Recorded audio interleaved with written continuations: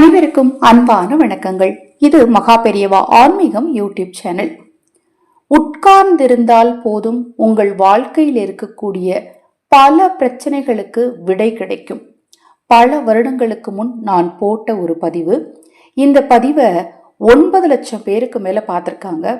அதுல நிறைய பேர் இதனால எனக்கு கண்டிப்பா பலன் கிடைச்சிச்சுங்க, இதனால நான் நிறைய முடிவெடுக்க முடியாத விஷயங்களுக்கு கூட என்னால் முடிவெடுக்க முடிஞ்சது, எனக்கு ஒரு மன தெளிவு ஏற்பட்டது, என்னுடைய பிரச்சனைகளுக்கு என்னாலேயே பார்த்தீங்கன்னா அதை எப்படி சமாளிக்கிறது அப்படிங்கிற ஒரு விஷயத்த கற்றுக்க முடிஞ்சது அப்படின்னு நிறைய பேர் எனக்கு கமெண்ட் மூலம் சொல்லியிருக்காங்க.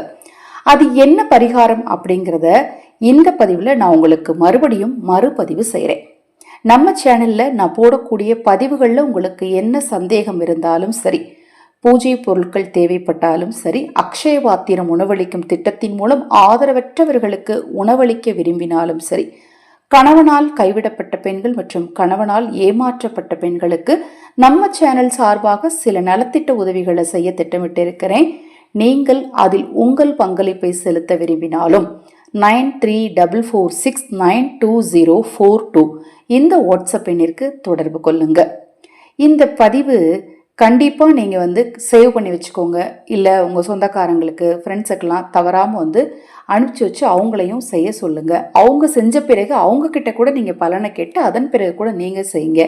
ஏன்னா உங்களுக்கு இது என்ன இவ்வளோ ஒரு சின்ன விஷயத்தால நீங்க சொன்ன இந்த அற்புதங்கள்லாம் நடக்குமா? நேற்று கூட ஒருத்தங்க கமெண்ட்ல கேட்டிருந்தாங்க, தலையெழுத்தெல்லாம் மாறாதுங்க, வழிபாடு செஞ்சா எப்படி தலையெழுத்து மாறும்? அதற்குமே நான் நிறைய பதிவுகளில் விளக்கம் கொடுத்துருக்கேன். ஒருவேளை நீங்க கேட்கலன்னா, இல்லைங்க நீங்க சொன்ன அந்த விளக்கம் நான் அந்த இது பார்க்கல, அந்த பதிவு பார்க்கல அப்படின்னா வாட்ஸ்அப்ல கேளுங்க. உங்களுக்கு நான் தனிப்பட்ட முறையில் கூட அதுக்கு விளக்கம் சொல்றேன். நம்ம வழிபாடு செய்யறதுனாலும் நாம் இந்த சூட்சம விதிகளை கடைபிடிப்பதனாலும் எப்படி தலையெழுத்து மாறும் அப்படிங்கிறத நான் உங்களுக்கு விளக்கமாவே சொல்றேன்.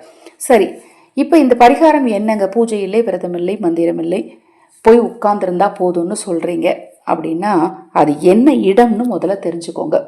அந்த பதிவில் நான் ஒரே ஒரு இடம் தான் சொல்லியிருந்தேன். இந்த பதிவில் நான் 2 இடங்கள் சொல்றேன். ஒன்று அரச மரத்தின் அடியில், மற்றொன்று கடலோரத்தில், அதாவது கடற்கரையில் அந்த அலைகளை நீங்க பார்த்தபடி அந்த மணல்ல உட்கார்ந்துருக்கணும். இந்த 2 இடங்கள்ல உங்களுக்கு எப்பெல்லாம் மனசு கஷ்டமா இருக்கோ, உங்களால எப்பெல்லாம் வாழ்க்கையில ஒரு விஷயத்துக்கு முடிவெடுக்க முடியாம தவிக்கிறீங்களோ, அதையும் தாண்டி என்ன பண விஷயத்துல ஏமாத்திட்டாங்க, என்னுடைய நம்பிக்கையை உடைச்சிட்டாங்க, எங்க குடும்பத்துல என்னை ஏமாத்திட்டாங்க, என்னோட உறவுகளை ஏமாத்திட்டாங்க, என்னுடைய நண்பர்களை ஏமாத்திட்டாங்க, இதை மாதிரிலாம் எப்பெல்லாம் உங்க மனசு விரக்தியா இருக்கோ, என்னால் என் பிரச்சனையை வெளியிலேயே சொல்ல முடியாதுங்க, நீங்கள் பிரச்சனைகளுக்கு பரிகாரம்லாம் செய்கிறேன்னு சொல்கிறீங்க, ஆனால் என் பிரச்சனை வெளியிலேயே சொல்ல முடியாத பிரச்சனைங்க, இதை தீர்க்கணும்னா என்னால் தான் தீர்க்க முடியும், ஆனால் எப்படி தீர்க்கிறதுன்னு எனக்கு தெரியல அப்படிங்கிறவங்களும் நான் சொன்ன இந்த 2 இடத்துல காலையில் இந்த நேரத்துலையும் மாலை பொழுதுல இந்த நேரத்துலையும், அதாவது கோதூளி நேரம் அப்படின்னு சொல்லுவாங்க. அப்படின்னா காலையில் பசு உணவுக்கு ஆக கிளம்புற நேரம், மாலை பொழுதுல உணவு முடிச்சுட்டு நம்ம பசுவை தொழுவத்தில் கட்டுற நேரம், அதுதான் கோதூளி நேரம். நம்ம புரிஞ்சுக்கிற மாதிரி அப்படின்னா காலையில் சூரிய உதயம், மாலை பொழுது அந்த சூரியன் மறைய போகிற அந்த நேரத்தில் நீங்கள் பார்த்துருப்பீங்க, நிறைய பிள்ளையார் கோயில் வாசலில் நிறைய வயசானவங்களாம் உட்காந்துருப்பாங்க. நிறைய வயதானவர்கள் அது மாதிரி நிறைய அமைதியை கடைபிடிப்பாங்க, நிறைய விஷயத்த நமக்கு சொல்லி கொடுப்பாங்க. அதுக்கெல்லாம் காரணம் அந்த மரத்தின் அடியில் போய் அவர்கள் அமர்ந்திருப்பதுதான். ஞானத்தை கொடுக்கக்கூடிய இடம்னே சொல்லலாம் அரச மரத்தை. அதனாலதான் அரச மரத்துக்கு அடியில் இருக்கக்கூடிய விநாயகர் வழிபாடு செய்யுங்க அப்படின்னு சொல்லுவாங்க. அது மாதிரி கர்ப்பம் உண்டாகல, குழந்தை பேர் இல்லைன்னா போய் அரச மரத்துக்கு அடியில் இருக்கக்கூடிய விநாயகரை சுத்திட்டு வாங்க அப்படின்னு சொல்லுவாங்க. அது ஆன்மீக ரீதியாகவும் அறிவியல் ரீதியாகவும் நிறைய இடங்கள்ல நிரூபிக்கப்பட்டும் இருக்குங்க. இதை மாதிரி ஒரு சூட்சம விதி, அது மாதிரி கடலுடைய அலைகள் திரும்ப திரும்ப திரும்ப திரும்ப அலைகள் நமக்கு சொல்லக்கூடிய விஷயம் திருப்ப திருப்ப வரும்.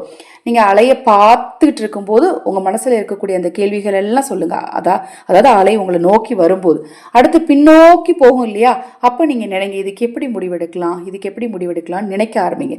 இப்படி 2-3 தடவை நீங்க ரிப்பீட்டா நினைச்சிட்டே இருக்கும் போதே ஆட்டோமேட்டிக்கா பாத்தீங்கன்னா உங்க மனசு அந்த கேள்வியவே மறந்துடும். இல்லை அப்படின்னா அந்த கேள்விக்கான பதில் உங்களுடைய மைண்டில் ஏதாவது ஒரு இடத்துல ஸ்டோர் ஆயிரும், உங்கள் மனசில் ஸ்டோர் ஆயிரும். இது கடல் அலையில் இருக்கக்கூடிய சூட்சமம்.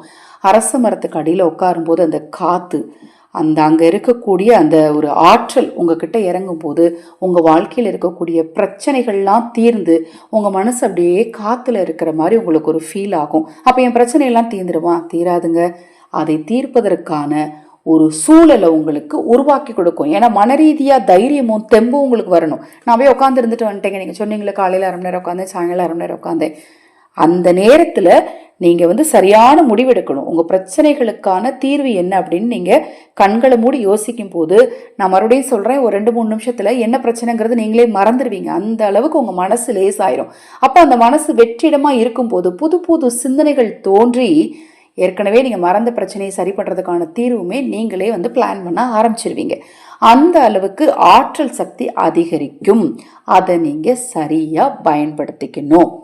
இப்போ நான் சொன்ன இந்த விஷயத்த கடைப்பிடிச்சு பாருங்களேன். வயசானாதான் கடைப்பிடிக்கணுமா? 30 வயதுலேருந்தே கடைப்பிடிச்சு பாருங்களேன். வாழ்க்கை ரொம்ப சந்தோஷமாகவும் நிம்மதியாகவும் அமைதியாகவும் இருக்கும். இது போன்ற நிறைய விஷயங்கள் இருக்குது. சின்ன சின்ன சூட்சம விஷயங்கள் தான், ஆனால் வாழ்க்கையில் அது நிறைய அற்புதங்களை ஏற்படுத்தி கொடுக்கும். அதை பற்றிலாம் நம்ம சேனலில் நான் தொடர்ந்து பதிவு செய்ய இருக்கிறேன். தொடர்ந்து பாருங்கள். இந்த தகவல் எளிமையாக இருக்குங்க, எனக்கு பிடிச்சிருக்கு அப்படிங்கிறவங்க தவறாமல் லைக் பண்ணுங்கள். உங்கள் நண்பர்களுக்கும் உறவினர்களுக்கும் ஷேர் பண்ணுங்கள். சப்ஸ்கிரைப் பண்ணல அப்படின்னா தவறாமல் சப்ஸ்கிரைப் பண்ணிக்கோங்க. ஹரஹர சங்கர ஜெய ஜெயசங்கர மகாபெரிவா திருவடிப்பாதம் சரணம் சரணம். நல்லதே நடக்கட்டும்.